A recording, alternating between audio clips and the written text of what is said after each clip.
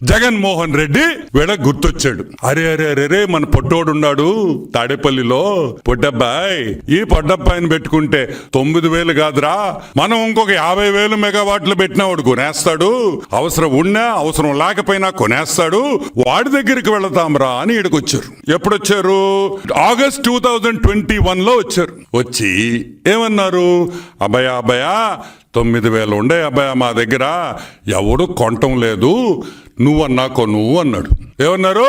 ఎవరు కొనటం లేదు, నువ్వన్నా కొను అన్నాడు. దానిదేముందన్నా, కొంటావన్నా, ఎంత ఇస్తావన్నా అన్నాడు. ఎంత ఇస్తావన్నా అన్నాడు. అయిపోయింది పని.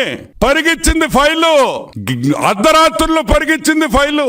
ఐఏఎస్ ఆఫీసర్లు నిద్రపోకుండా 1 గంటకు పోయి సంతకాలు పెట్టారు. పాప బాలినేని వాసు నిద్రపోతుంటే లేపారు 1 గంటకి. వాసు వాసు వాసు అన్నారు. వాసు బిత్రపోయాడు.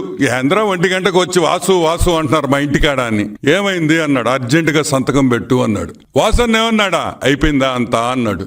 అయితేనే కదయ్యా నేను మీ దగ్గరికి వచ్చేదా అన్నాడు. వాసన్న భయపడిపోయాడు. దీనమ్మది ఇదెందుకురా మనకి లేనిపోని ఫిట్టింగ్లు వద్దు అని వాసన్న పక్కకి వెళ్ళిపోయాడు.